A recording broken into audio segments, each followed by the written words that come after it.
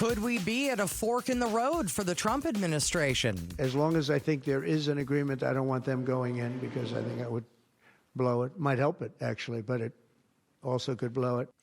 Israel did go in. They attacked Iran while protests around the country just might overshadow a big military parade in Washington, D.C. this weekend, which is set to happen on President Trump's birthday. So let's dig in with the man behind the Chuck Todd cast. That's Chuck Todd. He joins us now on Arizona's Morning News. And Chuck, this was supposed to be a weekend of celebration for the president. Seems now as though he's got a whole lot of work to do here. He does. Let me take the optimistic view. We're going to see democracy on full display this weekend. How's that? In its fullest of all forms, right? Everybody expressing their opinion, and then some. Look, it's. I think this is it feels extraordinarily tense right now, in sort of the political sphere. The Padilla incident yesterday with the senator. There's the amount of distrust.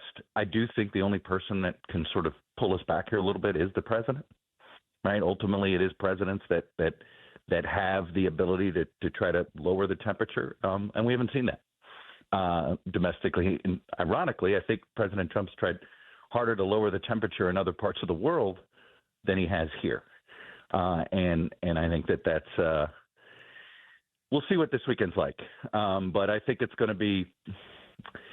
The only thing that could actually sort of calm this weekend down that has nothing to do with politics, there is a threat of rain and lightning for the military parade. That's true. Now, the president seemed insistent, Chuck, almost until the last minute ahead of those Israeli attacks, that he was still looking for a diplomatic solution to address Iran's nuclear program. What does it say that a close ally like Benjamin Netanyahu did not decide to go along with that plan? Well, look, Axios is reporting this morning that it may have all been a ruse, that this was all that somehow the U.S. knew all along, and there was an implication that the rhetoric this week was all about the Americans distracting the Iranians from what was coming. So it's an interesting charge, but that's the only place that's been reported this morning for what it's worth. Look, I think he did want a deal last week. The Iranians walked away, and I think the Iranians are going to regret ever walking away from that deal because, something changed in the Israeli mindset after October 7th, completely understandable, very similar to how we reacted after 9/11. And, I don't think any American president was going to talk Israel out of this. I really don't. And Chuck, the president, of course, has been keyed on that planned military parade in D.C. over the weekend. Sometimes violent protests, they have been continuing around the country for a number of days. Now we're hearing word of additional nationwide demonstrations being planned this week, and kind of a juxtaposition there.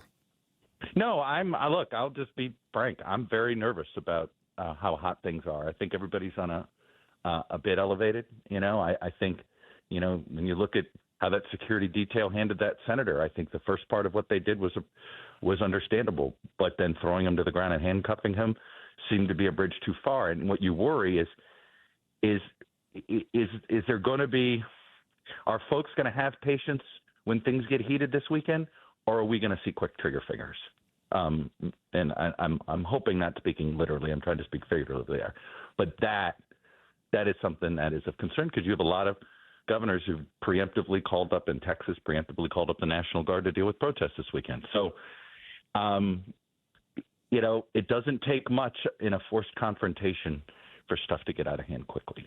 It feels a little bit like we're all kind of walking around in a bit of a tinderbox, and that I think is scary for just everyday Americans because you don't expect to feel like your country is on the brink of having an outbreak of violence against each other. This is why I think, I thought about that incident, with this Padilla yesterday, and I feel like, I'll just say it this way, in the before times, a president would have called up that senator and says, you know what, that went too, I'm sorry that happened, and everybody would de-escalate, and that didn't happen. And again, I go back to, there's really only one person that can pull us back from this, and it's President Trump. And, he should want to try to pull us back from the brink, but look, there are many in his orbit that believe this type of politics is good for him. I think there's an exhaustion out there from this, I'll be honest.